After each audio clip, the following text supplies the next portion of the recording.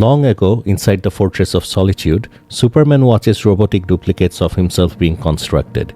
He marvels at how perfectly they resemble him. Kelex explains they are more than copies. They possess Superman's memories. Superman notes their powers aren't complete. Kelex confirms their strength can't fully match his. Superman wonders if they also feel the same responsibility that comes with such power. A voice answers from behind. I hope so. The real Superman steps forward in a red lab coat. He admits Kelex is right. The newest model believes it is truly Superman, and he's unsure how to feel about that. Kelex explains that despite their programming, the robots will always choose self-preservation over sacrifice. Superman acknowledges this as one of the many complex moral dilemmas they must resolve before ever using the technology. Superman lands beside the finished robot. The robot suggests they could be used to prove Clark Kent and Superman aren't the same person. Martian Manhunter can't cover every time. Superman replies, something like that, but decides the robots must be deactivated until the tech is better understood. Kelex hesitates. Superman asks the robot Superman's opinion. It agrees. Better safe than sorry, like Ma used to say. Kelex deactivates it. Superman resolves to consult experts. Will Magnus, Red Tornado, Mr. Terrific. Robots like this have been corrupted before. They must be hidden. Still, Superman believes they may one day become heroes. In the present, Superboy-Prime, Superwoman Lois Lane, and a Superman robot fly over the Arctic. Prime jokes Super Family to the rescue, asking if the robot can keep up. Lois tries the comms, no response. Worse, the League's entire system is down. Her last message said the Titans evacuated Earth and were meeting Mercy and the super ships near the moon. The robot reassures her and comments that the real Superman must have loved flying beside her. Prime jokes that the robot even has Superman's optimism. Once they reach the time trapper, they'll save the crossover just in time for the last issue. Suddenly, giant pillars of fire erupt from the earth below. Lois asks what's happening. The robot identifies apocalyptic fire pits and sees the planet transforming at a molecular level. Prime admits he may have jinxed things. The robot hears cries for help and rushes off to save civilians. Prime yells after him. They can't afford side missions right now. The other Superman robots can only use their freeze breath to hold Sunboy and his stooges for so long. Back at the fortress, multiple Superman robots blast Sunboy with freeze breath. A massive explosion tears through them. The robots shatter. Sunboy breaks free and sneers. Took you long enough.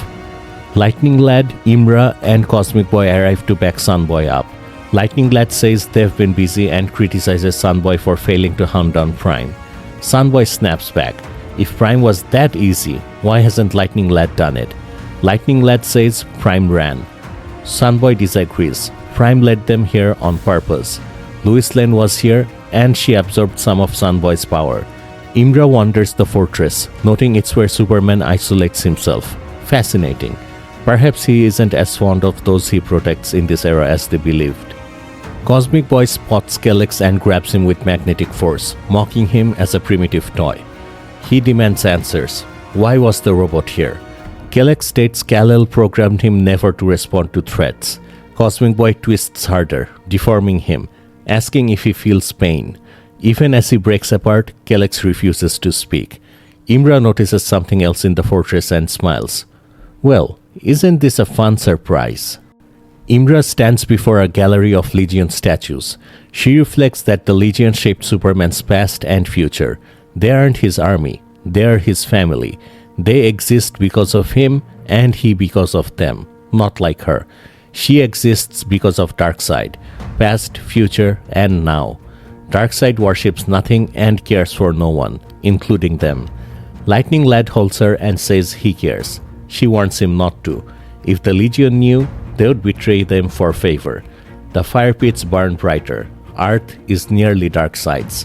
What happens then isn't for them to decide.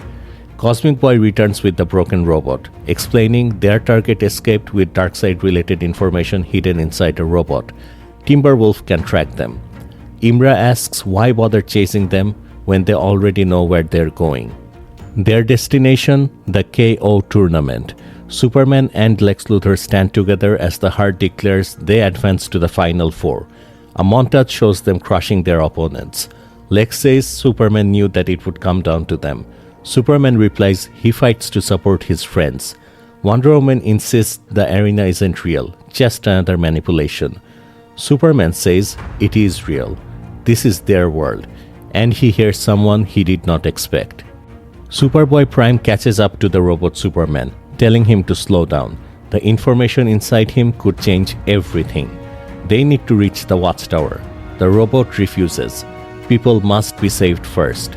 Prime scoffs. He's not the real Superman, just a tool, a hard drive. The robot says he was programmed to do what Superman would do. Even when the world is ending, you save lives.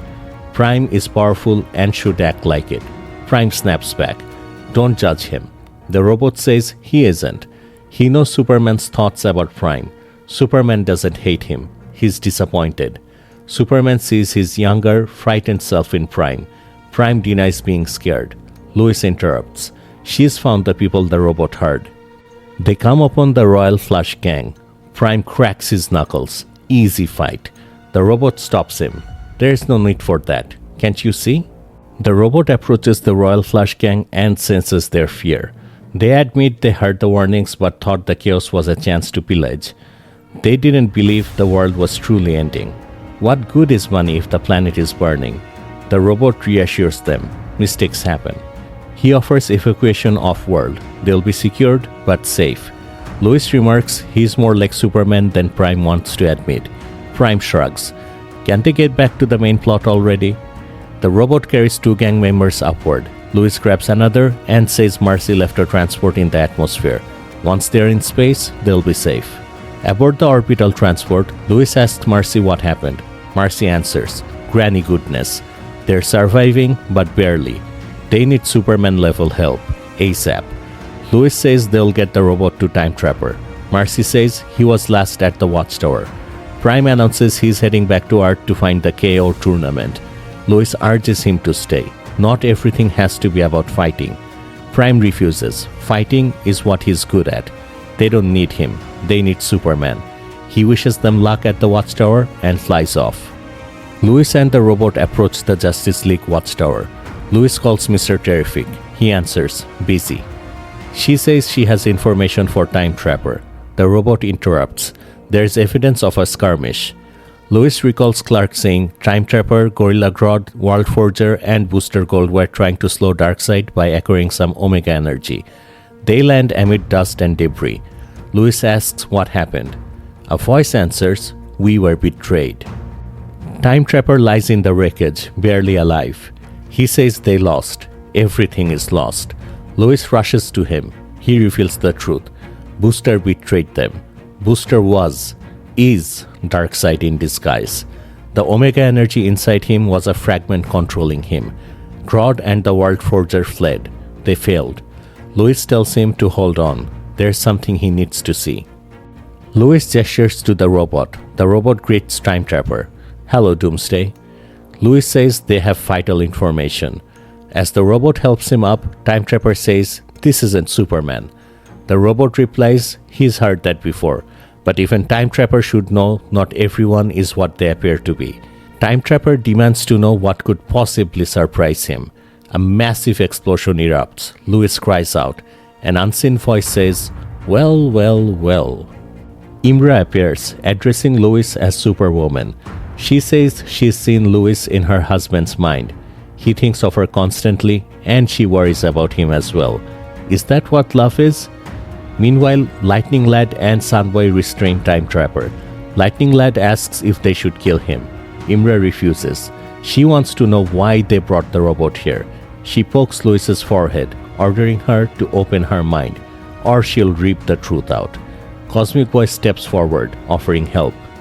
Cosmic Boy manipulates the robot Superman, saying maybe he will have better luck than last time.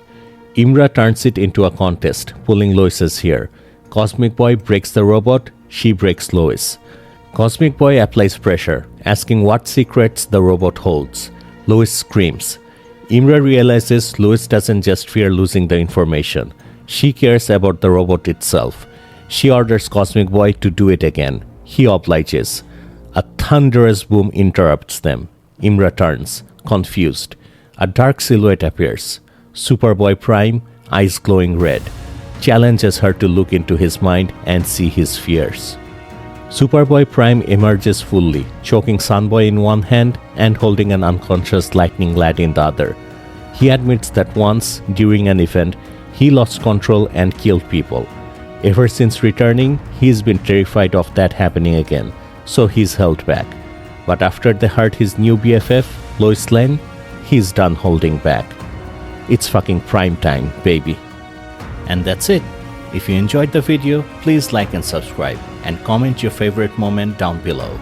I'll see you next time on Superhero Explained.